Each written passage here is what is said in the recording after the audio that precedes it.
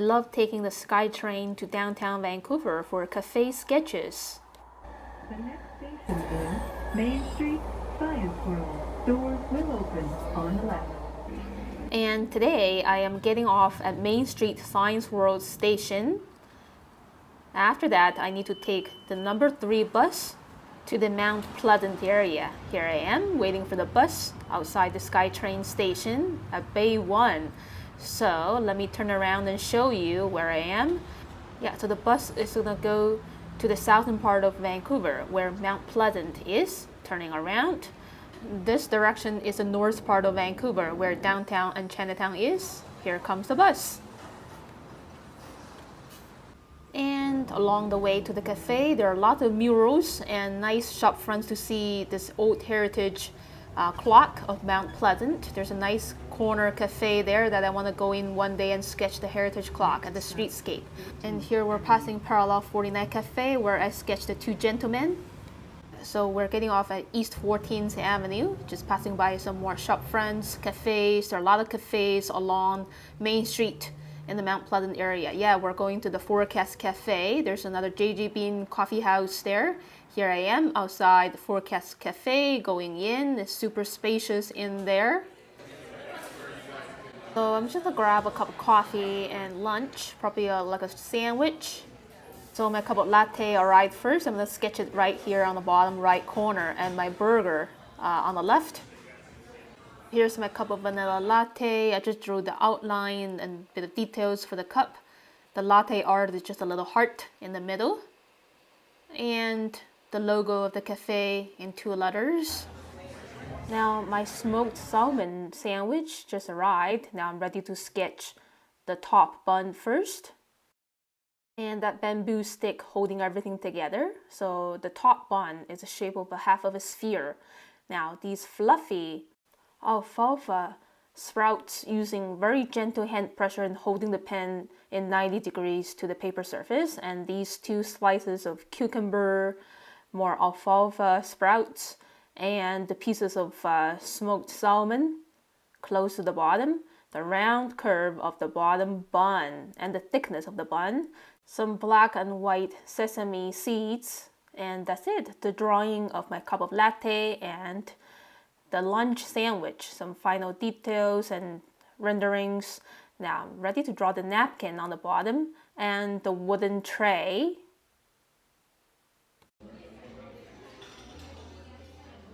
And here's the look of my finished line drawing. Now I'm ready to paint watercolors quickly. Starting with yellow as always. This is a mix of yellow ochre and lemon yellow. Wet onto wet, some orange brown for the darker shade of coffee. Diluted yellow ochre for the burger buns, and then orange brown, more intense, containing less water, and just pure burnt sienna for the darkest shade on the burger bun. 3 colors.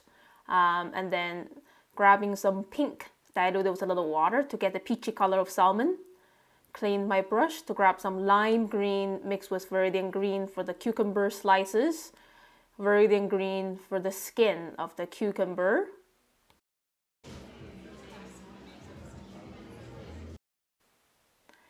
And for the wrapping paper on the bottom, I just used some leftover gray to paint the basic shade.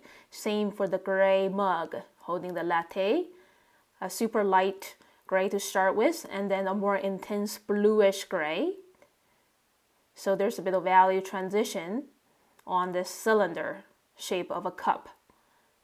The window is on the left, so the right side of the cup is more shaded. So using some leftover gray and thin brush marks to draw the details on that wrapping paper. Leftover blue-violet kind of gray for the black wooden board. So the burger and the napkin are standing out even better from the white paper. Leftover yellow ochre for the bamboo stick. More intense red-orange mix for the salmon. Some purple on the shadow of the salmon. Some more intense green on the cucumber. Final polish for the alfalfa sprout area. Time to paint the shadows using the leftover gray. Keep it really simple. And it's time to enjoy my coffee and quick lunch. So after eating and drinking, I'm looking for a good spot outside so I can sketch the cherry blossoms on the other side of the street and that Heritage Hall, an iconic building of Mount Pleasant area of Vancouver. So today I'm going to use my Sailor's Fude fountain pen with a 40-degree bent nib. But first of all, I'm going to start with a very quick pencil draft because I'm working with a very small area on this sheet of paper and I want to include everything that I want to include on this small area.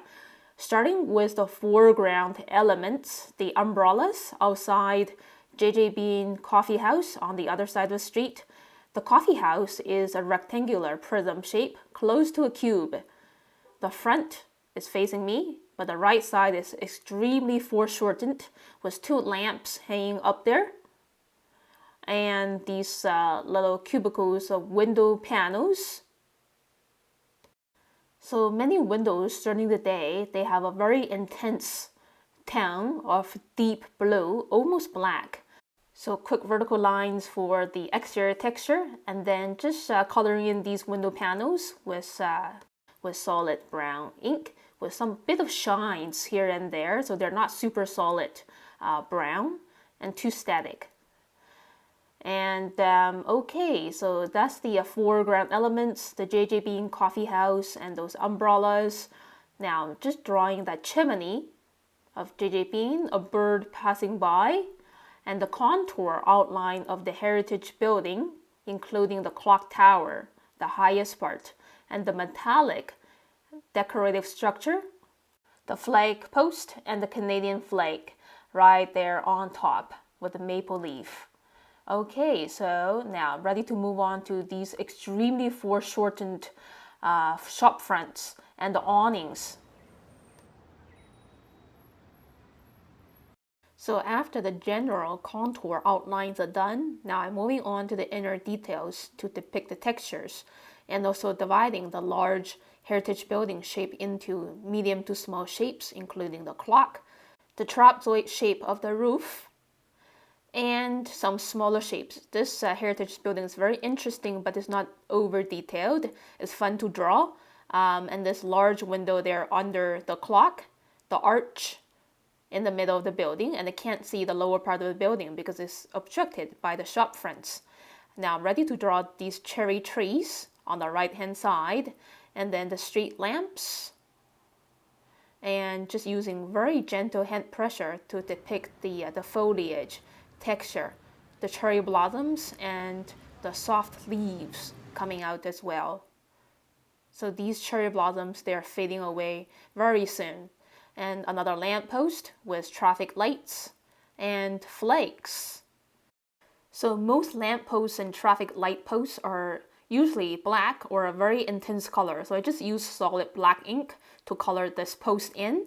So it looks stronger, adding a nice balance of light and heavyweight items in this sketch. Here's a look of my finished line works. It didn't take very long, like 15 to 20 minutes to draw.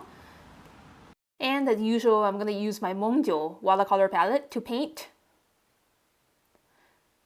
And 2 Holbein water brushes, 1 large tip, 1 medium tip, and here we go. Just wetting the sky area with clear water first, and then I want to add a mellow yellow tint of the sunshine, still shining behind those thick rain clouds. So this is my diluted yellow ochre for the very, very first layer on everything. Even though the sun is obstructed by the clouds, the day is still pretty bright with a little bit of tint from the sun. After the base layer, I'm starting to paint more warm colors. This is orange-brown, orange mixed with burnt sienna for this JJ Bean Coffee House building, which looks wooden. Some more darker brown on the next layer for a bit of interest and contrast of color values.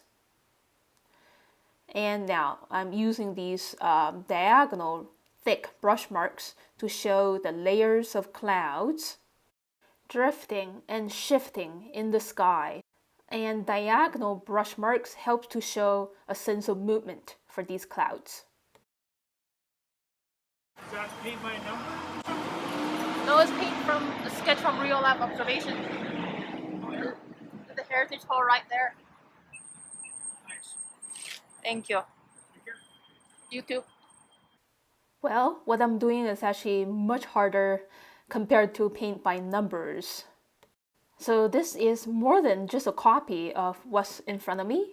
So I'm doing a lot of changes with the proportions, the sizes, and how I'm composing everything on this half sheet of paper. At the same time, the color scheme is not exactly the same as we see with our eyes. So I'm spicing up a lot of the colors that I see as well and using more of my sensations and intuition to draw and paint. So when I'm using my gooseneck tripod, a lot of people passing by are also thinking that I'm actually tracing a photograph using a tool on the gooseneck tripod, which is, well, an interesting comment. Yeah, so my philosophy as an artist is that when we're drawing and painting, we don't have to be real as a photograph, especially like a snapshot photo. A snapshot photo cannot give all of the good definitions that we can sense with our mind's eyes. So now I'm using cobalt blue to paint these umbrellas, which is a nice coat color in contrast with the JJ Bean Coffee House exteriors color. And just grabbing a little bit of yellow ochre and orange, a bit more concentrated compared to the first layer, of course, to paint the heritage building's exterior, which is a pretty prominent color, adding these extra details that I forgot to draw on one of the roofs of the heritage building. Yeah, and then just adding some of the grayish colors of the glass window panels here and there, using leftover bluish gray in my palette. And switching to my medium tip water brush to paint these small rooftops, using the bluish gray left over in my palette. And then using tiny choppy brush marks to depict the little brick texture on the heritage hall. Now it's time to have fun painting the warm, vibrant colors of the cherry blossoms. So this is permanent red diluted with a little bit of water. And then wet onto wet, the same color, permanent red containing less water for the very middle of the canopy areas of these trees. So the tree looks a little heavier and more three-dimensional with two values of pinks. Okay, so these cherry blossoms, they're making this scenery so much more lively than bare branches. And now I just want to paint the vibrant colors of the awnings using red and blue and the bright red on the Canadian flag. Clean my brush, and then I want to grab some cobalt blue diluted with a bit of water to paint these banner flags hanging on the lamppost. And the blue here on the banner is echoing with the blue umbrellas outside JJ Bean Coffee House, which is really nice, add a nice sense of balance. And keep using leftover grays to paint those areas that I missed. Now I want to add another layer of more intense pink. This is still permanent red, but containing way less water compared to before for the very middle part of the tree's canopy. I also mix in a little bit of royal purple. I think royal purple is a nice shade for anything pink.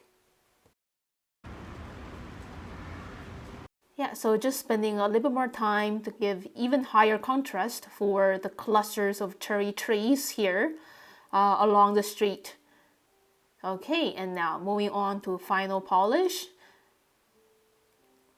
Using very choppy brush marks to show the brick texture on the exterior of the heritage hall here.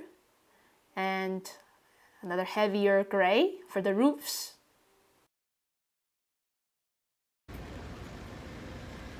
Yeah, so just using my intuition to do a final check. Yeah, I want the blue on the banner on the right hand side to look a little heavier. Retouches of blue for those window panels. And then for these wooden planks on the exterior of the coffee house, more intense burnt sienna, so it looks stronger there in the foreground. Here's the look of my finished sketch. So the watercolors took me about like 20 minutes to paint. In total, it's like a 45-minute sketch on location and getting a little cold. Today is an overcast day and it's now starting to rain. So thank you so much for watching this video, everyone. If you enjoyed it, please click like and leave me a comment below. Subscribe to my channel for 2 fresh new videos every week. One on urban sketching, one on home life sketching of daily mundane objects. So I will see you again very soon next time. Have a great day, everyone. Bye.